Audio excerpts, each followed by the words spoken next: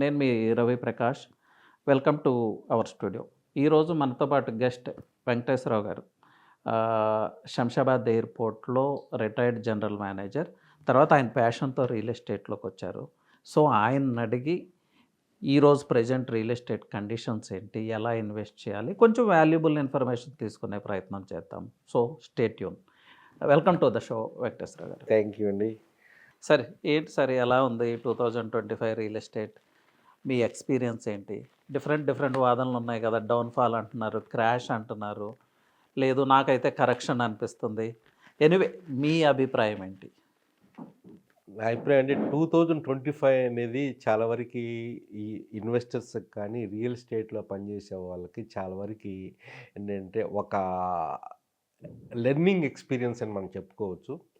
ఎప్పుడు ఏంటంటే real estate అయినా కానీ ఏదైనా కానీ ఏంటంటే ఒకసారి గ్రోత్ అనేది బాగా అబ్నార్మల్గా గ్రోత్ ఉంటుంది. రియల్ ఎస్టేట్లో లాస్ట్ 5 ఇయర్స్లో అట్లా మనం చూసాము. లేదు లాస్ట్ 2 ఇయర్స్ కాకుండా ప్రీవియస్ 5 ఇయర్స్ అంటే లాస్ట్ 7 ఇయర్స్లో మనం చూసుకుంటే ఓవరాల్గా ఓకే మంచిగా రిటర్న్స్ అయితే ఇచ్చాయి రియల్ ఎస్టేట్లో. హైదరాబాద్ ఎస్పెషల్లీ హైదరాబాద్ రియల్ ఎస్టేట్లో మనం చూసాం. ఈవెన్ కోవిడ్ టైంలో కూడా మిగతా మెట్రోపాలిటన్ సిటీస్ 20-40% రిటర్న్స్ అనేది తగ్గినా కానీ హైదరాబాద్ రియల్ ఎస్టేట్లో పెద్దగా డంప్ అనేది జరగలేదు. ఈవెన్ కొన్ని సెక్టర్స్లో అయితే పెరగటం కూడా జరిగింది, కొన్ని సెగ్మెంట్ ఆఫ్ ది రియల్ ఎస్టేట్లో హైదరాబాద్లో. ఇప్పుడు కూడా మనము హైదరాబాద్ రియల్ ఎస్టేట్లో మనం చూసుకున్నా కానీ అదే ట్రెండ్ మనకు సాగింది. మనం చూసుకుంటే రీసెంట్గా ఈరోజు ఒక న్యూస్ వచ్చింది regarding the inventory of the Hyderabad and further cosmopolitan cities Hyderabad ఇండియాలో. వాటిల్లో కూడా ఏంటంటే ఇన్వెంటరీ అనేది చాలా వరకు తగ్గటం జరిగింది హైదరాబాద్లో. అంటే బట్ వేరే అదర్ సిటీస్లో ఇన్వెంటరీ పెరిగింది. ఇట్ ఈస్ ఎగ్జాక్ట్లీ ఆపోజిట్గా జరుగుతుంది. దట్ ఈస్ ఇప్పుడు హైదరాబాద్లో ఏదైతే అన్సోల్డ్ ఇన్వెంటరీ అని మనం చెప్పుకుంటున్నామో అది ఇప్పుడు తగ్గిందంటారు మీరు? తగ్గింది. ఓకే, దీనికి రీజన్స్ ఎట్లా మనం? ఓకే, అంటే ఇది వెరీ గుడ్ క్వశ్చన్. యాక్చువల్గా 2% తగ్గింది ఇందులో. It may not be much but it is a considerable comparative. ఏంటంటే బాంబే, ఢిల్లీ వాటిలో ఏంటి 13% పెరగటం, చెన్నైలో కూడా ఎక్కువ పర్సంటేజ్ పెరగటం అన్నమాట. ఇది ఇన్వెంటరీ అక్కడ పెరుగుతుంది, ఇక్కడ తగ్గింది. మన ఫ్యాక్టర్స్ ఏ ఫ్యాక్టర్స్ ఈ కంట్రిబ్యూషన్ చేస్తుంది అంటే యాక్చువల్గా ఏంటంటే ఇప్పుడు హైదరాబాద్లో ఎండ్ యూజర్స్ రియల్ ఎస్టేట్ బాగుండటం వలన స్పెక్యులేషన్ అనేది బయటకు వచ్చింది అని మనం చెప్పుకోవడానికి అవకాశం ఉంది ఒకసారి అనలైజ్ చేస్తే. అది వన్ యూజ్. నెంబర్ 2 ఏంటంటే Hyderabad real estate it is driven by the infrastructure ఎక్కువ ఫోకస్డ్గా. బట్ గవర్నమెంట్ ఆఫ్ తెలంగాణ కూడా they are focusing on the infrastructure. అంటే ఇట్ ఈస్ కంటిన్యూస్గా సాగుతూ ఉంది. Okay, number 2. నెంబర్ 3 వచ్చేళ్ళకి ఏంటంటే ఇది యాక్చువల్గా హైప్ కాదు, ఇది స్పెక్యులేషన్ కాదు, ఇది రియల్. అంటే ఈ గ్రోత్ అనేది రియల్ అనేది మనకి తెల్లంగా కనిపిస్తుంది. ఒకప్పుడు స్పెక్యులేషన్లో 10%, 20%, 30%, ఈవెన్ 1 ఇయర్లో కొన్ని ప్లేసులు 50-100 డబుల్ కూడా అయిన ప్లేసులు ఉన్నాయి. అది హైప్ అనుకోండి. ఇప్పుడు ఏంటి ఇది రియాలిటీ అనమాట. మీరు గమనిస్తే యాక్చువల్గా రియల్ ఎస్టేట్లో హైదరాబాద్ ముఖ్యంగా రియల్ ఎస్టేట్లో ఏంటంటే ఒకప్పుడు సెకండ్ హోమ్ కొనాలనుకునే వాళ్ళు ఇక్కడే కొంచెం దూరంగా వెళ్ళిపోయి ప్లాట్లు కొనటం కానీ ల్యాండ్స్ కొనటం కానీ జరిగేది ఎక్కువ. లేకపోతే వెల్నెస్ సెంటర్స్లో కానీ వీకెండ్ హోమ్స్ కానీ అట్లా కొనటం జరిగేది. కానీ there is a small change ఉందండి. ఇన్వెస్టర్స్ కూడా ఏంటంటే అది వాళ్ళ investors their diversification their investments అని చెప్పుకోవచ్చు మనం. ఏ విధంగా diversification their some are going to the Tier 2 cities. Tier 2 cities also giving a good returns. వాళ్ళ ఇంటి దగ్గర స్మాల్ టౌన్స్ కూడా ఉండటం వల్ల వాటిల్లో కూడా ఇన్వెస్ట్మెంట్ అనేది చేస్తున్నారు. అంతే డైవర్సిఫికేషన్ అనేది ఇక్కడ జరుగుతుంది. ఇంకో డైవర్సిఫికేషన్ నేను అబ్జర్వ్ చేసింది ఏంటంటే కమర్షియల్ రియల్ ఎస్టేట్లో కూడా they are entering the especially investors. Okay, ఇప్పుడు మార్కెట్లో ఉన్నది ఎండ్ యూజర్స్ కావాలి, కంపల్సరీగా నీడ్ బేస్డ్గా ఉండడం వల్ల ఇప్పుడు ఎక్కువ డ్రివెన్ బై ది గ్రోత్ అనమాట. ఈ గ్రోత్ అది నా యొక్క రీజన్స్ యాక్చువల్గా. అది అంటే ఇప్పుడు ఈ ఫేజ్ చూస్తే దోస్ హూ చేస్ స్పెక్యులేషన్ ఇక మీద ప్రాఫిట్స్ చేసుకోలేరు అంటారు మీరు? అవునండి. స్పెక్యులేటివ్ కాకుండా ఇప్పుడు ఏ పాలసీని బేస్ చేసుకుని మనం ఇన్వెస్ట్ చేయాలి? గవర్నమెంట్ డ్రివెన్ పాలసీస్ని అబ్జర్వ్ చేయాలా, లేకపోతే ఇన్ఫ్రాస్ట్రక్చర్ డ్రివెన్ ఇన్వెస్ట్మెంట్ చేయాలా? ఎలా ఇప్పుడు స్పెక్యులేషన్ పక్కన పెట్టినప్పుడు దేన్ని బేస్ చేసుకుని ఒక క్లయింట్ ఇన్వెస్ట్ చేయాలి హైదరాబాద్ లాంటి పెద్ద నగరంలో? ఇప్పుడు యాక్చువల్‌గా ఏంటంటే ఇప్పుడు మనకు తెలిసిందే యాక్చువల్‌గా రియల్ ఎస్టేట్‌లో అప్రిషియేషన్ అనేది there are number of factors ఉంటాయి కంట్రిబ్యూషన్ చేస్తుంటాయి. నంబర్ 1 ఏంటి ఇన్‌ఫ్రాస్ట్రక్చర్ డ్రివెన్ గ్రోత్. నంబర్ 2 ఏంటంటే industrial and job creation growth. ఇప్పుడు వరకు ఏంటి ఇన్‌ఫ్రాస్ట్రక్చర్ నేను చెప్పిన ఇందాక పాయింట్ కూడా ఏంటి ఇన్‌ఫ్రాస్ట్రక్చర్ వరకు మనం ఫోకస్ చేసాము. Okay. But future it will be a change as for my knowledge. ఎందుకంటే చేంజ్ ఎందుకంటే government of India are policies self is going to the China +1 manufacturing మీద కూడా ఎక్కువ ఫోకస్ చేస్తున్నారు. ఓకే. అంతకుముందు సర్వీస్ సెక్టర్ మీద ఎక్కువ ఫోకస్ చేసింది. ఇప్పుడు మ్యానుఫ్యాక్చరింగ్ సెక్టర్ మీద ఫోకస్ చేయడం వల్ల న్యూ టెక్నాలజీ అందుకనే artificial intelligence, electrical vehicles manufacturing, automobiles, different ఇక్కడే కొన్ని అనుమానాలకు తావిస్తున్నామండి మనం. ఎస్, మీరు ఇన్ఫ్రాస్ట్రక్చరల్ గ్రోత్ అన్నారు, అది యాక్సెప్టబుల్. హైదరాబాద్ ఇన్ఫ్రాస్ట్రక్చర్ విషయంలో ఏ సిటీ ఇప్పుడు కాంపిటేట్ చేయలేని పరిస్థితి. బట్ ఈ పాలసీ డ్రివెన్ గ్రోత్లో మీరు ఏఐ అన్నారు, ఈవీ అన్నారు, ఏరోస్పేస్ అన్నారు, ఇవన్నీ కూడా ఇనీషియల్గా స్టార్ట్ అవుతూ ఉన్నాయి. సో రేపు ఎలా ఉంటుంది అనేది ఎవరికి తెలియదు. నా ఎక్స్పీరియన్స్లో చూస్తే వన్స్ అపాన్ ఏ టైం ఫ్యాబ్ సిటీ ఇలాంటి ఎస్సీజెడ్స్ ఫెయిల్ అయినాయి. సో ఇక్కడ ఎలా, నా పాయింట్ ఏంటంటే కొన్ని ఎస్సీజెడ్స్ ఫెయిల్ అవ్వచ్చు, కొన్ని ఎస్సీజెడ్స్ సక్సెస్ అవ్వచ్చు. ఫ్యూచర్ సిటీ కావచ్చు, ఆంధ్ర క్యాపిటల్ అమరావతి, ఇలా డిఫరెంట్. దీన్ని ఈ థిన్ లైన్ని ఎలా చేయాలి క్లయింట్? ఓకే. మీరు గుడ్ క్వశ్చన్. యాక్చువల్‌గా ఏంటంటే ఒకటి ఇప్పుడైనా కానీ నేను ఒక్క క్వశ్చన్ అడుగుతాను ఎవరైనా ఇన్వెస్టర్స్ కానీ ఆడియన్స్ కూడా. ఓకే. మీరు ఒక 10 రియల్ ఎస్టేట్‌లో బాగా ఆలోచించి రీసెర్చ్ చేసి ఇన్వెస్ట్‌మెంట్ చేస్తారనుకోండి. ఆ 10 సక్సెస్ అవుతాయా? డెఫినెట్‌గా అవ్వవు. ఇది కూడా ఏంటంటే మన క్లస్టర్ బేస్డ్ గ్రోత్ అనేది దీన్ని అంటే క్లస్టర్ బేస్డ్ గ్రోత్. ఓకే. అటు ఆర్టిఫిషియల్ ఇంటెలిజెన్స్ కానీ, ఎలక్ట్రికల్ వెహికల్స్ కానీ, అటు డ్రోన్ టెక్నాలజీ కానీ, డిఫెన్స్ కానీ, ఏరోస్పేస్ కానీ ఏంటంటే okay. It is a diversification of the new టెక్నాలజీకి వెళ్తున్నాం మనం. India is Bharat now entering that. ఆటోమేటిక్గా హైదరాబాద్ అనేది కూడా భారత్లో మెయిన్ ఈరోజు రోల్ ప్లే చేస్తుంది కాబట్టి దట్ అడ్వాంటేజ్ అనేది మనకు హైదరాబాద్ కూడా ఉండబోతుంది.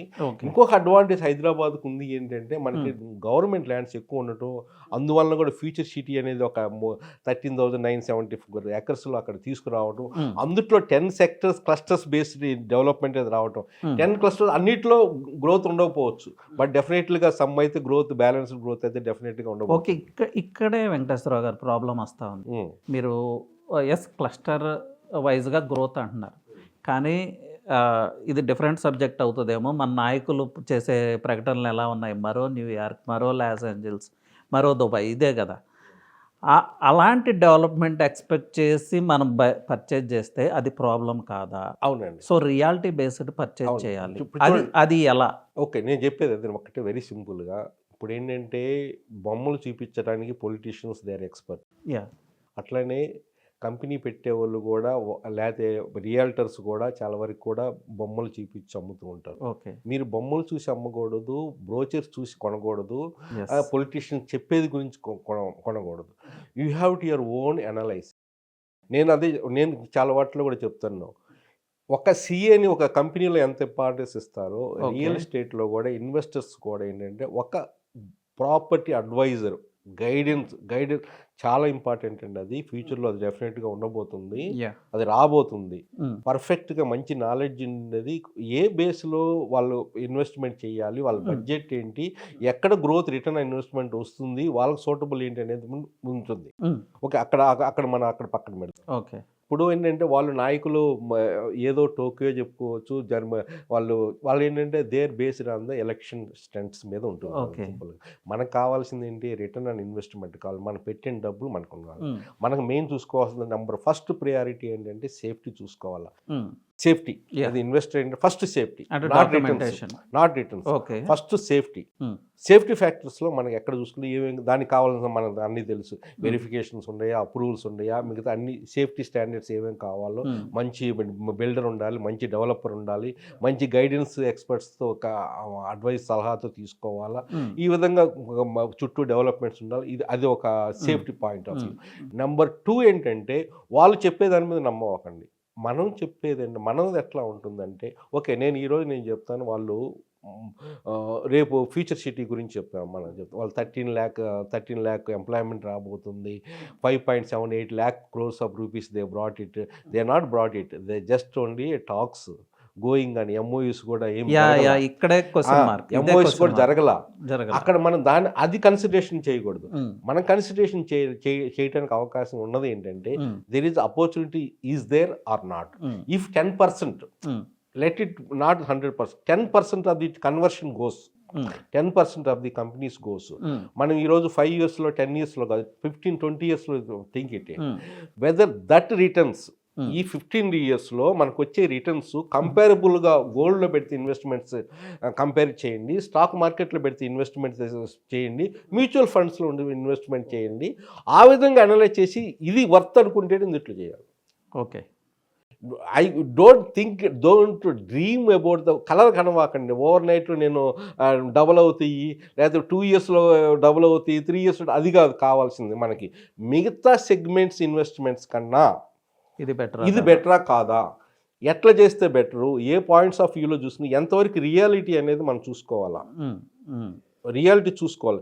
వాళ్ళు చెప్పింది నమ్మవాలి. ఓకే, కానీ అందుట్లో ఎంతవరకు నమ్మకం అనేది మన అసెస్మెంట్ చేయాలి. ఓ 5%, 10%, ఆ విధంగా వస్తే ఎంతవరకు మనకి రిటర్న్స్ రావడానికి అవకాశం ఉంది అన్నది. ఇప్పుడు ఏంటంటే చుట్టుపక్కల మనకు ఆపర్చునిటీస్ బోల్డ్ అని ఉంటాయండి. ఆపర్చునిటీ ఫైండ్ అవుట్ చేసేవాడికి ఆపర్చునిటీస్ ఉంటాయి, ఆపర్చునిటీస్ ఫైండ్ అవుట్ చేయని వాళ్ళకి ఆపర్చునిటీస్ కూడా ఉండవు. ఇక్కడే ప్రాబ్లం వస్తుంది వెంకటేశ్వర గారు, మీరు చెప్పిందంతా వాస్తవం. MOUs అయిన తర్వాత కూడా దానిలో మేబీ 20-30% మెటీరియలైజ్ అవుతాయి. ఇవన్నీ ప్రూవెన్ ఫ్యాక్ట్స్. బట్ ఈ విషయాలు ఎందుకు చెప్పట్లేదు బయటికి? ఇప్పుడు మనం ఫర్ ఎగ్జాంపుల్ మనం ఇతర కంట్రీస్తో కంపేర్ చేసుకుంటున్నాము. ఇప్పుడు అమెరికాలో ఆర్థిక వ్యవస్థ ఉంది, ఆర్థిక వ్యవస్థ డౌన్ఫాల్ అవుతుందంటే ఈవెన్ అమెరికన్ ప్రెసిడెంట్ కూడా యాక్సెప్ట్ చేస్తాడు, ఎస్ మా ఆర్థిక వ్యవస్థ డౌన్ఫాల్ అవుతుంది, so we will do this అని. బట్ మనం ఎందుకు 3 trillion ఎకానమీ, 4 trillion ఎకానమీ, ఎక్కడ ప్రాక్టికాలిటీ లేదు కదా. అలాంటప్పుడు ఎలా? చూడండి, ఒకటి వెరీ సింపుల్గా మనకి ఎక్కువ ఇండియాలో లేదా మనకు తెలంగాణలో హైదరాబాద్లో కూడా ఏంటంటే ఇది ఎమోషనల్ డ్రివెన్ ఇన్వెస్ట్మెంట్ అయితే you're far off to the reality.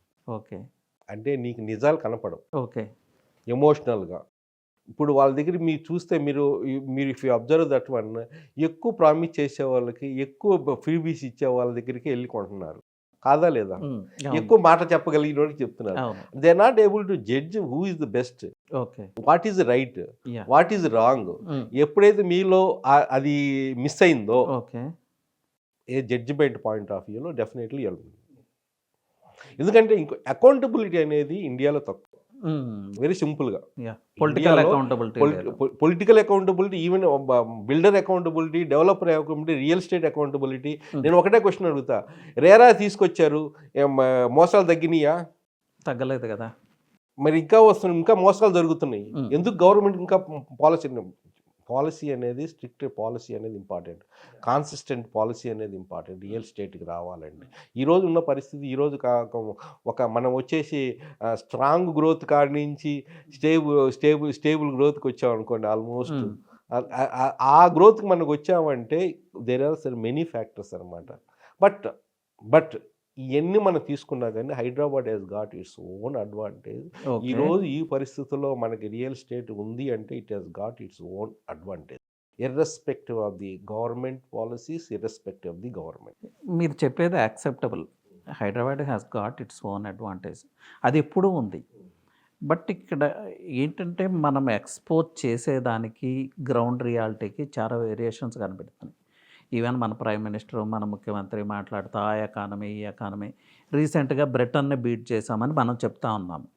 But ఆ బ్రిటన్ని బీట్ చేసిన కంట్రీలోనే almost 50% of the population government freebies మీద డిపెండ్ అయి ఉన్నారు. ఇంకా ఎక్కువ కూడా. ఇక్కడ ప్రాపర్ ఎడ్యుకేషన్ లేదు, ప్రాపర్ హెల్త్ లేదు, అలాగే ప్రాపర్ రియల్ ఎస్టేట్ పాలసీ కూడా లేదని నేను అంటున్నాను. క్లయింట్ ప్రొటెక్టెడ్ పాలసీ లేదు, ప్రైస్ కంట్రోల్ చేసే సిస్టమ్ లేదు. ఇలా అన్నప్పుడు అబ్నార్మల్ కదా, ఇది బియాండ్ రియాలిటీ పోతా ఉంది కదా. నేను చెప్తాను ఒకటే, ఇందుట్లో ఏంటంటే ఇప్పుడు ఒకప్పుడు చైనా యొక్క ఐ థింక్ 1990 వరకు కూడా ఏంటంటే చైనాకి economy, Indian economy almost same.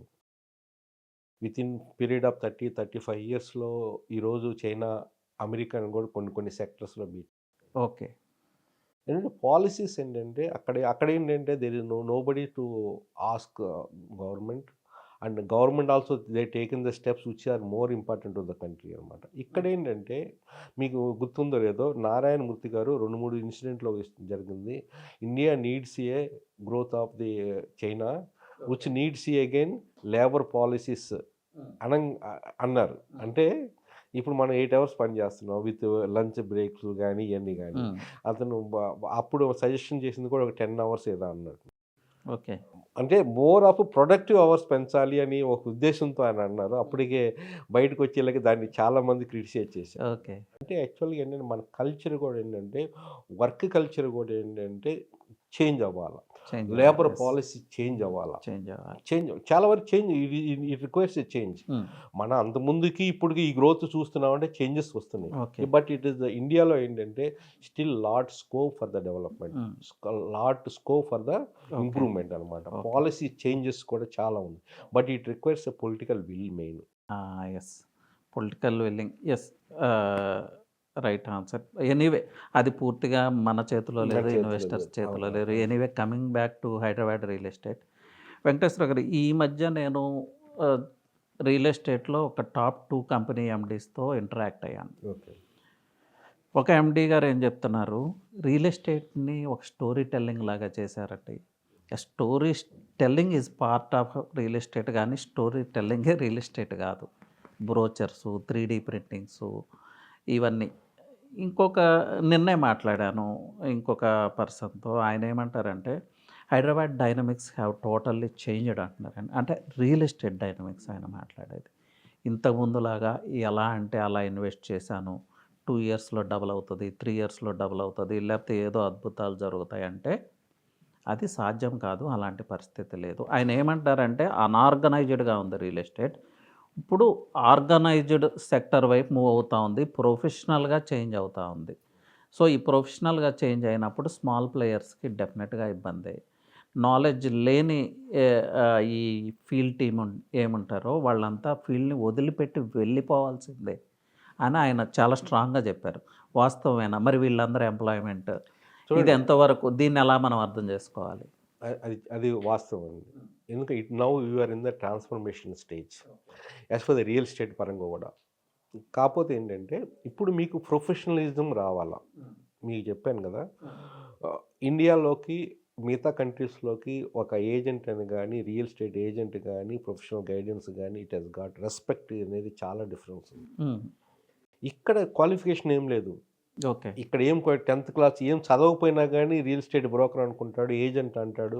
వాళ్ళకి కావాల్సింది వాళ్ళు ఏంటంటే మౌత్ ఏది మాట్లాడి ఎంత తప్పు అయినా రైట్ అయినా కానీ ఏది మాట్లాడితే అదే అమ్ముకుంటూ ఉంటాడు. వాడి మాటే వాడికి ఫ్యూచర్ అనమాట. అంటే ఈరోజు కూడా నేను అందుకని రిఫార్మ్స్ అనేది రియల్ ఎస్టేట్లో కూడా రావాల్సింది చాలా చాలా ఇంపార్టెన్స్. ఎయిదర్ ఏజెంట్ వైజ్ కానీ some qualifications important, some examinations important, some accountability is very important. Even if I'm saying that one I'm recommending one project, I'm responsible for that one if at all somebody buys the customer. Okay, అది చాలా important అండి. అట్లనే accountability with respect to the developer కానీ builder కానీ, వాళ్ళు ఇచ్చే ప్రోడక్ట్కి వాళ్ళు అకౌంటబుల్. అది లేదు ఇక్కడ, లేదు. రేరా కూడా ఏంటంటే it is working maybe somewhat improved, but not to the extent of the కస్టమర్కి ఫుల్గా 100% సాటిస్ఫై చేసే విధంగా, వాళ్ళ ఫ్యూచర్ని సెక్యూర్ చేసే విధంగా సేఫ్టీ పరంగా లేదని నేను డెఫినెట్గా చెప్పగలను. ఎందుకంటే దేర్ ఆల్సో అందుట్లో కూడా ఉన్నది ఎవరండి, మన రియల్ ఎస్టేట్కి సంబంధించి ఒకప్పుడు రియల్ ఎస్టేట్లో చేసి అందుట్లోకి వెళ్ళి ఫీల్ చేసి. But it should be again ఏదైనా చెప్తున్నా కదా, గవర్నమెంట్ పాలసీ చాలా ఇంపార్టెంట్. ఎప్పుడైతే గవర్నమెంట్ రియల్ ఎస్టేట్ బిజినెస్ చేస్తూ మొదలుపెట్టిందో అక్కడ డౌన్ అయిందండి ప్రాబ్లం. ఇప్పుడు చేస్తుంది అదే కదా, ఇప్పుడు కోకాపేట ఆక్షన్ కావచ్చు, ఇంకొక ఆక్షన్ కావచ్చు. నేను అదే క్వశ్చన్ చేస్తాను, మరి గవర్నమెంట్ రియల్ ఎస్టేట్ బిజినెస్సే చేస్తుంది కదా, ఇవి రియలిస్టిక్ ప్రైజెసా లేదు అంటే నా మైండ్లో ఉన్న డౌట్. కరెక్ట్ అండి. లేకపోతే గవర్నమెంట్ డ్రివెన్ ప్రైజెసా, ఇప్పుడు లాస్ట్ గవర్నమెంట్ కావచ్చు, ఈ గవర్నమెంట్ కావచ్చు, ఏది తీసుకోవాలి మనం? రియలిస్టిక్ డ్రివెన్ ప్రైజెసా లేకపోతే గవర్నమెంట్ డ్రివెన్ ఫోర్స్బుల్ ప్రైజెసా? ఇప్పుడు మీకు చూస్తే అందుకని లాస్ట్ టైం 2023లో అనుకుంటాను నియోపోలిస్లో I think 100 crores per acre వెళ్ళినప్పుడు కూడా ఇట్ ఈస్ గవర్నమెంట్ డ్రివెన్ అన్నారు. అది బీఆర్ఎస్ గవర్నమెంట్. ఓకే. ఓకే. మరి కాంగ్రెస్ గవర్నమెంట్ వచ్చిన తర్వాత ఏమన్నా చేంజ్ ఏమైనా ఉంటుందో అనుకుంటే ఇక్కడ కూడా రాయదుర్గం దగ్గర 177 crores 171 crores వెళ్ళినట్టుంది. మళ్ళీ ఇక్కడ కూడా మళ్ళీ 153 crores నియోపోలిస్లో అగైన్ వెళ్ళినట్టుంది. అంటే అదే చెప్తున్నది. ఇప్పుడు ఇందుట్లో ఏంటంటే వాట్ దే సీయింగ్, బట్ అందుట్లో మీరు చూస్తే but it's not the small companies they are getting. Okay. అంతా pan India companies they taking the plots. అంటే ఇప్పుడు ఈరోజు అదే చెప్తున్నారు. ఇప్పుడు ఆ అనాలిసిస్ మనం 153 acres per acre 150 crores per acre మనం తీసుకున్నప్పుడు వాళ్ళ ప్రైస్ రేంజ్ ఏ విధంగా ఉండాలి? వాళ్ళు నియర్ అబౌట్ బ్రేక్ ఈవెన్ రావాలన్నా కానీ నియర్ అబౌట్ 14,000 పర్ ఎస్ఎఫ్టీకి వాళ్ళు సేల్ చేయగలిగితేనే బ్రేక్ ఈవెన్ రాగలుగుతుందంట. ఓకే. ఇంకొంతమంది అనాలైసిస్ ఏంటంటే when you're compare with still we're at less price compare to your Delhi, compare to Mumbai. ఇక్కడే ప్రాబ్లం వస్తుంది. ఈ విషయం 1 year బ్యాక్ మాట్లాడితే బెంగళూరుతో కంపేర్ చేశారు. ఇప్పుడు ప్రైజెస్ పెరిగిన తర్వాత ఢిల్లీ, ముంబై అంటారు. ఎట్లా ఇది? అదే చెప్తుంది. ఇప్పుడు ఇక్కడ ఏంటంటే సింపుల్ ఎగ్జాంపుల్ చెప్తానండి. ఈరోజు మనకి ట్రైన్లో కానీ ఫ్లైట్లో కానీ బుక్ చేయాలంటే టికెట్ ఒకటే, కానీ డేస్ గొడుకు ఉంది, డిమాండ్ పెరగంగానే రేట్లు డబుల్ ట్రిపుల్ చేసేస్తారు. ఓకే. అంటే that's not cost driven. Okay. Cost based ఇక్కడ ఏంటంటే డిమాండ్ డ్రివెన్. ఓకే. డిమాండ్ పెరుగుతుంది, వస్తున్నారు. ఇప్పుడు ఎర్లియర్ అంత ఇప్పుడు ఈరోజు హైదరాబాద్లో top Indian real estate companies are coming. They're operating. Godrej కానీ, మీకు బ్రిగేడ్ కానీ, పెద్ద పెద్ద కంపెనీస్, ప్రెస్టేజ్ కంపెనీస్ కానీ, చాలా అన్ని almost pan India companies they are coming here. Why they are coming? Again they will not come without research. There is some demand is there. Okay. There is some comparison is there. There is some potential they are finding. అట్లనే 100% అదే మనం base చేసుకోకూడదు. But certain extent Hyderabad యొక్క future అనేది డెఫినెట్గా ఉంది అనిపిస్తుంది. యాక్చువల్గా హైదరాబాద్ ఫ్యూచర్ లేదు అని ఎవరు అనట్లేదు, అది అన్క్వశ్చనబుల్. బట్ ఇక్కడ మీరు చెప్పేదానికి prestige is coming, some other pan India builder is coming. నేనేమంటానంటే ఇండియాలో ఎక్కడ అన్లిమిటెడ్ ఎఫ్ఎస్ఐ లేదు, హైదరాబాద్లో మాత్రమే ఉంది. దీన్ని ఎలా సమర్థించుకుంటాం మనం? దానికోసం వస్తున్నారేమో. అందుట్లో అసలు సమర్థించుకోవడానికి అసలు అవకాశం లేదండి. యాక్చువల్లీ ఇది షుడ్ బి స్టాప్డ్. మరి government of Congress government, BRS government తీసుకొచ్చిన దాన్ని ఎందుకు స్టాప్ చేయట్లేదు మనకు తెలియదు. ఎందుకంటే రేవంత్ రెడ్డి గారు సాక్షాత్తు అసెంబ్లీ సాక్షిగానే తన ఆవేదన వ్యక్తం చేశారు. ఏంటి అన్లిమిటెడ్ ఎఫ్ఎస్ఐ ఇన్ఫ్రాస్ట్రక్చర్ ఎలా తట్టుకుంటుందని. మరి ఎందుకు ఆపట్లేదు? ఈ ప్రైజెస్ అలాంటప్పుడు ఎలా, ఈ ప్రైజెస్ని ఎలా మనం సమర్థించాలి? అదే చెప్పట్లేదు. ఇప్పుడు ఏంటంటే గవర్నమెంట్ ఏంటంటే political interest is the main. And government they don't have the revenue and their clubbing revenue generation కోసం they are taking the advantage of this situation. మనం తీసుకుంటే బట్ అంత కాస్ట్ వాట్ అనేది again interest of the customer. అందుకని మీకు చేసేది, మీకు నియోపోలిస్లో కూడా మొత్తం ఫ్రీ జోన్సే, మొత్తం ఫ్రీ జోన్స్. అదే they can use it as commercial, they can use it hospitality, industries, star hotels and retail sector, residential sector, multi use facilities తీసుకొస్తున్నారు. బట్ అగైన్ ఇంకోటి మీరు గమనిస్తే కూడా ఏంటంటే ఈరోజు కూడా మీరు నియోపోలిస్ ఆ ప్రాంతానికి వెళ్తే ఒక బ్రాండ్ ఇమేజ్ అనేది హైదరాబాద్ని చూపించాలంటే అక్కడే ఉందండి. అంటే ఆల్మోస్ట్ అబోవ్ 50 floors పైనే. ఓకే. కానీ again infrastructure, is it able to meet the infrastructure? ఆ రోడ్ సరిపోతాయా? ఒక్కసారిగా 9 o'clockకి అందరూ ఆఫీసులకు వెళ్ళాలంటే ఆ రోడ్ సరిపోతాయా లేదా? ఆ డ్రైనేజ్ సిస్టమ్ సరిపోతుందా లేదా అనేది క్వశ్చన్ మార్క్. అంటే whether they done that study or not again a question mark. ప్రతిదీ క్వశ్చన్ మార్క్ అవుతా ఉంది. సార్, ఇక్కడ నేను ఒకటి అడగాలనుకుంటున్నాను. మీరు చెప్పారు ఇప్పుడు Neopolis it's going to be a landmark for Hyderabad, లేకపోతే సింబల్ ఆఫ్ గ్రోత్ అనుకోండి. ఏ కంట్రీలో అయినా ఈ సూపర్ స్ట్రక్చర్సే symbol of growth, acceptable. But proper infrastructure లేకుండా, గ్రౌండ్ రియాలిటీస్ని దృష్టిలో పెట్టుకోకుండా వీళ్ళు చేసిన ఒక వర్క్ వల్ల ఎంత ఇబ్బంది అవుతుంది అనేది నేను ఇప్పుడే మీకు ఎగ్జాంపుల్ చెబుతాను. వై జంక్షన్లో రీసెంట్గా ఒక మాల్ ఓపెన్ చేశారు. Let's not take names. ఆ ఇంపాక్ట్ BHEL వరకు ట్రాఫిక్ జామ్ అవుతా ఉంది. ఈవెన్ ఎల్బీ నగర్ వరకు కూడా ట్రాఫిక్ ప్రాబ్లమ్స్ పెరిగినాయి. నేను పర్సనల్గా ఈ ఫేస్ చేస్తున్నాను. నేను ప్రతిరోజు ఆ రోడ్లో ట్రావెల్ చేస్తాను. సో మరి ఆ మాల్ సింబల్ ఆఫ్ గ్రోతే. బట్ ఈ కష్టాల మాట ఏంటి? ఎలా అంత అసలు గ్రౌండ్ రియాలిటీస్ని దృష్టిలో పెట్టుకోకుండా ఎలా పర్మిషన్స్ ఇచ్చేస్తున్నారు? దీన్ని చూస్తుంటే రేపు కోకాపేట ఏంటి, కొల్లూరు ఏంటి, లేకపోతే ఇంకొక ప్లేస్ ఏంటి, ఇవన్నీ ఎలా సమర్థించుకుంటాం? ఇప్పుడు ఆ మాల్ వచ్చింది కాబట్టి దాన్ని రెక్టిఫై చేయడానికి ఇంకో 1000 crores ఫ్లైఓవర్ వేస్తారా? ఈ ఫండ్స్ ఎవరు ఫండ్స్? ఇవి పీపుల్ ఫండ్స్ కదా. ఇది ఎలా అసలు దీన్ని ఎక్కడికి తీసుకెళ్తున్నారు? బెంగళూరు స్థాయిని దాటి తీసుకెళ్తారా? బెంగళూరు అంటే భయపడిపోయే పరిస్థితి ఇప్పుడు ఇప్పుడు బెంగళూరు అంటే అందుకనే ఏదైనా new investments Bengaluru they preferring Hyderabad compare to Bengaluru. అవును, మనం అక్కడికి ఈ రోజు పరిస్థితి ఫ్యూచర్లో మనం చెప్పలేము. బెంగళూరు పరిస్థితి ఫ్యూచర్లో నెక్స్ట్ 5 years తర్వాత ఇక్కడ రావచ్చు, రావడానికి అవకాశం ఉంది. ఎందుకంటే మీరు చెప్పినట్టు కూడా ఏంటంటే ట్రాఫిక్ కంజెషన్ అనేది పెరగడానికి అవకాశం ఉంది. బట్ అగైన్ పాజిటివ్గా ఆస్పెక్ట్స్ తీసుకుంటే మా దట్స్ వై మీ GHMC they extended up to the ORR. అంటే నార్మల్గా ఏంటంటే దే మే ఎవరైతే ఇక్కడ సస్టైన్ అవ్వలేని అందరూ again they go to the beyond the ORR and they going to have their own again houses. Definitely it is going to that mean that is spill over effect will be there congestion beat చేయడానికి. అందుకని ఏంటంటే ఫ్యూచర్లో డెఫినెట్గా మంచిగా development అవడానికి ఆస్కారం ఉన్న scope ఉన్న ప్రాంతాలు ఓఆర్ఆర్ నుంచి రీజనల్ రింగ్ రోడ్ మధ్యలో ప్రాంతం. సార్ మీరు విల్లా కొనుక్కుంటే ఓఆర్ఆర్ బయట కొనుక్కుంటారా, లోపల కొనుక్కుంటారా? బయటే కొనుక్కుంటారు. అది పీస్ఫుల్ లివింగ్. పీస్ఫుల్ ఎందుకంటే మీకు కనెక్టివిటీ బాగానే పెరుగుతుంది. ఎస్, పీస్ఫుల్ లివింగ్, ప్రశాంత వాతావరణము. కాకపోతే చూసుకుంటాను వాతావరణం ఎట్లా ఉందో, వాటర్ ఫెసిలిటీస్ ఏంటి, ఓకే, ఇవన్నీ కొన్ని పారామీటర్స్ మనం చూసుకొని ప్రశాంతంగా ఉండటానికి ఎందుకంటే ఒక 1/2 hourలో మనం వెళ్ళగలిగితే ఒక స్ట్రగుల్ అయినా కానీ ఆ తర్వాత 70-80% 50-60% of the time you will be spending at home కదా. ఎస్, కరెక్ట్, ఎగ్జాక్ట్లీ ఆ విధంగా. అందుకని చెప్తున్నాను కదా, ఫ్యూచర్లో Hyderabad it's not the within the ORR, it will be future will be between the ORR.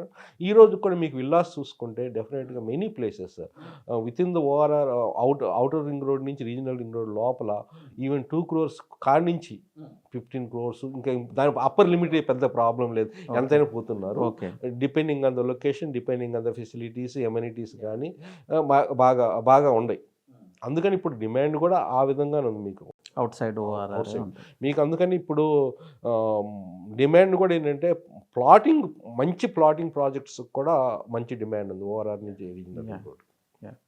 ఇప్పుడు మేబీ 2025 కొంచెం కష్టకాలం, రియల్ ఎస్టేట్కి కష్టకాలం అంటారో, కరెక్షన్ అంటారో, క్రాష్ అంటారో, మీ లాంగ్వేజ్లో చెప్పండి. అది క్రాషా, బబులా, లేకపోతే కరెక్షనా, మోస్ట్ నీడెడ్ కరెక్షనా? అంతకుముందు మీకు చెప్పాను, మనం స్పెక్యులేషన్ స్టేజ్ కాడి నుంచి మనం రియల్ స్టేజ్కి వచ్చాము.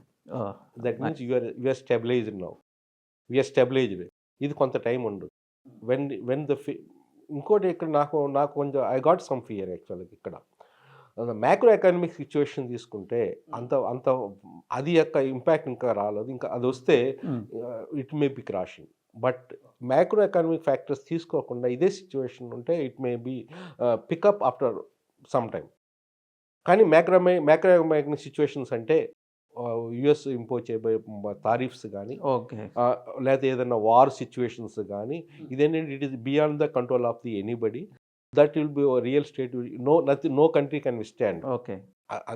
ఒక ఫ్యాక్టర్ తీసేస్తే as on now India's economic condition is very good and we can bright future is there.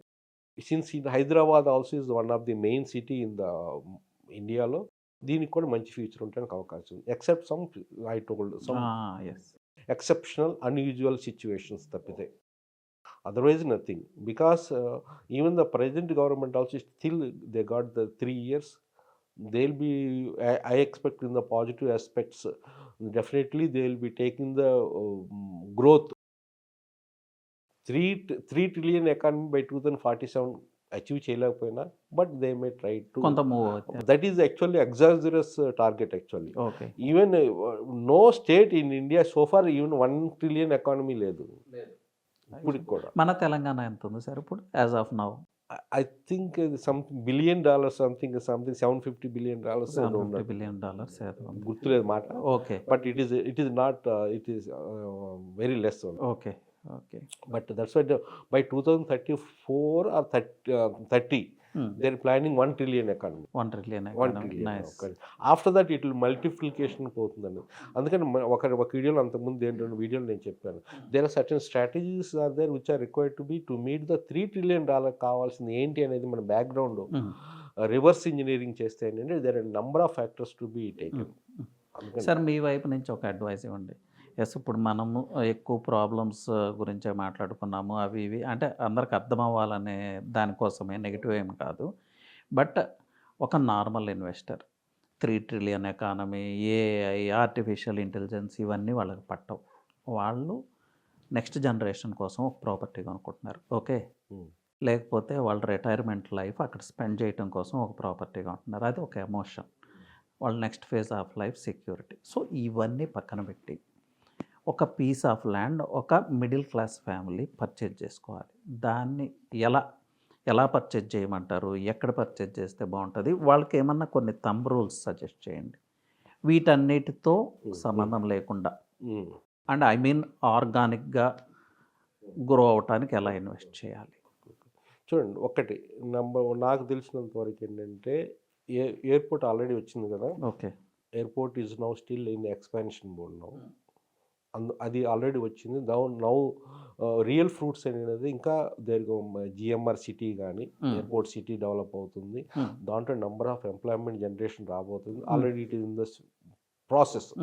అక్కడ ఎవరు స్టాప్ చేయలేరు. మీరు అంతకుముందు కూడా ఒక ఫ్యాబ్ సిటీ అన్నారు. ఫ్యాబ్ సిటీ ఒకప్పుడు ఫెయిల్యూర్ అయింది. ఇప్పుడు now there again reactivate electronic manufacturing clusters కానీ ఎస్ఈజెడ్స్ ఉండటం వల్ల కానీ ఏంటంటే ఎంప్లాయ్మెంట్ జనరేషన్ దృష్ట్యా మనం చూసుకుంటే తుక్కు కూడా మహేశ్వరం అనేది బెస్ట్ ఏరియాస్. మహేశ్వరం కూడా చాలా ఓవరాల్కి చాలా దగ్గర, అండ్ తుక్కుగూడ కూడా చాలా దగ్గర. ఇంకా రాబోయేదాన్ని మనం పక్కన పెడదాం. మెట్రో వస్తుంది అంటున్నాం, వచ్చినా రాకపోయినా కానీ but growth will be there.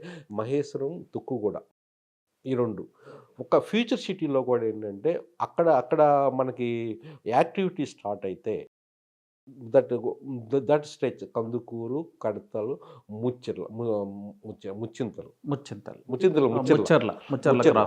Mucherla cross road it will be very good returns అనేది. అంటే నేను చెప్పేది అక్కడ ఏంటంటే మహేశ్వరం, తుక్కు కూడా మనం కన్సిడరేషన్ చేసుకుంటే. ఇంకోటి ఏరోస్పేస్ సెక్టర్ కూడా బాగానే డెవలప్ అవుతుంది. రావిరియాల ఆ ప్రాంతం. మళ్ళీ నాకు బెస్ట్ లొకేషన్ అంటే పెద్దాపూర్. ఓకే. ముంబై హైవేలో పెద్దాపూరు ఐ ప్రిఫర్డ్ ఎందుకంటే I studied, I visited many places. అక్కడ మంచి స్కోప్ ఉంది. సంగారెడ్డి ఎక్స్పాన్షన్ అవుతుంది. Sangareddy town is expanding. అక్కడ రీజనల్ రింగ్ రోడ్ యొక్క ఎగ్జిట్ రాబోతుంది. More than 100 acres. ముఖ్యంగా రీజనల్ రింగ్ రోడ్ యొక్క ఎగ్జిట్స్ బాగా డెవలప్ అవబోతుంది. ముఖ్యంగా ఈ పెద్దాపూర్ ప్లస్ ఇటు వచ్చేలాగా చోటుప్పల్ ఇటు సైడ్. ఎందుకంటే there planning certain industries clusters కూడా అక్కడ ఏదైతే ఎగ్జిస్ట్ వస్తున్నాయో some industry cluster, logistic clusters కూడా అక్కడ ప్లాన్ చేస్తున్నారు. అందుకని Peddapur is one location which I like it. Then next is Kollur. Kollur అనేది triple effect of the IT. ఆటోమేటిక్గా ఐటీ కొల్లూరు ఇప్పుడు స్టిల్ అఫోర్డబుల్ ఉంది, మంచి లొకేషన్స్లో ఉంది. ఎందుకంటే ఓఆర్ఆర్కి అవతల వైపు కొల్లూరుకి రేట్కి ఇటువైపు తెల్లాపూర్ రేట్కి చాలా డిఫరెన్స్ ఉంటుంది. మీరు చూస్తే యాక్చువల్గా ఆ విధంగా కూడా ఏంటంటే అది ఒకటి. ఇంకోటి ఏంటంటే బుడ్వెల్, సాతంరాయి కూడా మంచిగా డెవలప్ అవుతాను కాదు ఇప్పుడు మీరు. అందుకని more than 10 to 15 leading companies are now coming up with the projects. Of course not villas, only 2 projects are there, but most of them are high rise buildings. Okay. Open plots available undante Satamrailo? ఆ culture అక్కడ తక్కువ అయిపోయింది. Only construction. Open plots కావాలి అనుకుంటే మీకు best ఏంటంటే Maheshwaram best. Okay. Even ఈ రోజు కూడా మీరు కొంచెం చుట్టుపక్కల చూసుకుంటే 20,000 ఆ ప్రాంతంలో కూడా మంచిగా ఉంటుంది. ఒక ఇల్లు మన సొంతంగా కట్టుకోవాలనుకున్నా కానీ విల్లాలా కట్టుకోవాలన్నా కానీ it will be less than 1 crore. ఇప్పుడు మీరు సజెస్ట్ చేసే మైక్రో మార్కెట్స్ చూస్తే తుక్కుగూడ, మహేశ్వరం, సాతంరాయ్, ఫ్యూచర్ సిటీ ఏరియాస్లో కూడా ఏంటంటే ఫ్యూచర్ సిటీ తక్కువ రేట్కి వస్తుంది కాబట్టి ఈరోజు డెఫినెట్గా కొనుక్కోవచ్చు. ఫ్యూచర్ సిటీ ఆ ఏరియాస్ ఎందుకంటే నేను సజెషన్ చేస్తున్నానంటే future city is not because of the future city development. Okay. ఈరోజు రీజనల్ రింగ్ రోడ్ వచ్చినా కానీ దాని with in the regional ring road ఉంటుంది కాబట్టి ఇక్కడ డెవలప్మెంట్ ఆటోమేటిక్గా spill over. Okay. 330 feet road is going to come definitely. Okay. Ratan Tata radial road. Hmm. That effect is going to be effect on that surrounding areas అన్నమాట. ఆ విధంగా పరంగా కూడా తక్కువ రేటు కొనుక్కుంటే డెఫినెట్గా ఈ రోజు కూడా I think it is less than 12,000, even 15,000 less also. There are many projects are there. ఎందుకు ఇప్పుడు అక్కడ నేను సజెస్ట్ చేస్తున్నానంటే ఈరోజు ఇవన్నీ పాత ప్రాజెక్ట్స్ ఏనండి. రేపు కొత్త ప్రాజెక్ట్ స్టార్ట్ అవుతుందంటే 15,000 nobody can give also developer. Okay. It will be definitely 20,000 ఉంటుంది. ఎందుకంటే ల్యాండ్ అనేది కాస్ట్ ప్రీవియస్గా పర్చేజ్ చేశారు కాబట్టి they are able to afford to that. Okay. ఈ మైక్రో మార్కెట్స్ అయితే మీరు సజెస్ట్ చేస్తున్నారు. సార్ ఫైనల్గా ఒక క్వశ్చన్ అండి. నాకు ఇప్పుడు ఎండి సార్ ఎవరైతే మాట్లాడారో నాకు అదే ఇంకా మైండ్లో తిరుగుతూ ఉంది. రియల్ ఎస్టేటే స్టోరీ టెల్లింగా, లేకపోతే story telling is part of real ఎస్టేటా? దీన్ని ఎలా అర్థం చేసుకోవాలి? కొంచెం అంటే ఆ స్థాయి వ్యక్తి అలా మాట్లాడటం నాకు ఆశ్చర్యం అనిపిస్తుంది. మీకు తెలుసో లేదు యాక్చువల్గా నేను ఎలా చేసింది కూడా ఎండీస్ కానీ ఎవరైనా కానీ 90% వాళ్ళే పెద్ద story 90% even 95% frauds. Right. Okay. Very సింపుల్గా they are not real. True persons you will find only 5 to 10%. Okay. అలా ఎందుకంటే ఇప్పుడు సరిగా కస్టమర్కి ఇవ్వాల్సిన అమ్యూనిటీస్ కానీ they don't do it. Accountability అక్కడ కూడా లేదు. అంటే నేను వీళ్ళనే పాయింట్అవుట్ చేయట్లేదు, but they feel that they're great. డబ్బులు ఉంటే ఎవడైనా గ్రేట్ అవుతాడు, ఎవడైనా మోసం చేసుకోవచ్చు. ఒక లాయర్ని పెట్టేసుకొని వాడిది. ఇప్పుడు ఈ రోజు నేను చెప్తున్నా కదా, చాలా కంపెనీస్ రాంగ్ స్టేజ్లో they are not able to survive. కానీ ఇంకా బయటకు వస్తున్నాయి కొన్నే, రావాల్సినవి చాలా ఉన్నాయి. ఓకే. ఇదే స్ట్రిక్ట్ ఫైనాన్షియల్ సిచ్యువేషన్స్ ఇట్లానే రన్ అయితే రియల్ ఎస్టేట్లో సేల్స్ సరిగా లేకపోతే all will come out in the shortly. హైదరాబాద్లో నాకు అర్థం కాని విషయం ఒకటి ఉంది వెంకటేశ్వర గారు. ప్రపంచంలో ఏ బిజినెస్ ముందుకెళ్ళాలన్నా మార్కెటింగ్ అండ్ సేల్స్ ప్రాపర్గా లేకపోతే ఏ వ్యాపారం ముందుకెళ్ళదు. ఈవెన్ ఇక్కడ కూడా మనం ప్రాపర్గా కమ్యూనికేట్ చేయకపోతే, అంటే మనం మాట్లాడే విధానం ప్రాపర్గా లేకపోతే ఈ ప్రోగ్రామ్ కూడా ముందుకెళ్ళదు. సో అలాంటప్పుడు రియల్ ఎస్టేట్ లాంటి పీపుల్ డ్రివెన్ బిజినెస్లో అసలు మార్కెటింగ్ ట్రైనింగ్సే లేవు, మార్కెటింగ్ వాళ్ళకి సపోర్టే ఉండదు. వీళ్ళు ప్రీ లాంచో బైబ్యాక్సో పెట్టి అల్టిమేట్గా ఆ మార్కెటింగ్ పర్సన్ సఫర్ అవుతా ఉన్నాడు మన హైదరాబాద్ మార్కెట్. ఇదే కదా వాస్తవం. ఇది ఎలా సస్టైన్ కావాలి? అట్లీస్ట్ ట్రైనింగ్స్ అంటే చెప్పేది అదే. ఇందాక కూడా మీకు చెప్పాను, రేరా అనేది స్ట్రెంథన్ చేసి క్వాలిఫైడ్ పర్సన్స్నే they should allow for marketing. Not only qualified, accountability. ఎవరు అకౌంటబుల్? మార్కెటింగ్ పర్సన్ అకౌంటబుల్లా, మేనేజింగ్ డైరెక్టర్ అకౌంటబుల్? ఆల్. ఇందుట్లో మెయిన్ చూడండి, ఇందుట్లో డెవలపర్ కానీ బిల్డర్ కానీ దేర్ ప్రైమ్ అకౌంటబుల్. ఫస్ట్ వాళ్ళు మార్కెటింగ్ పర్సన్స్ కూడా మనకి తెలిసి, ఎందుకంటే మనకి మార్కెటింగ్ పర్సన్స్ కూడా చాలా వరకు ఏంటంటే తెలిసి కూడా ఫ్రాడ్ చేస్తాం ఒక్కోసారి. ఎందుకు చేస్తాము? ఎక్కువ కమిషన్ వస్తుందనో, ఎక్కువ ప్రీవియస్ వస్తుందనో, ఎక్కువ అడ్వాంటేజ్ ఉందనో. అది తగ్గించుకోవాలా. అందుకే నేను చెప్పాను, you should treat agents, you should select that. Investors ఎప్పుడు సెలెక్ట్ చేసుకోవాలి, లైక్ సిఏని ఎట్లా సెలెక్ట్ చేసుకుంటావో, money is not the main.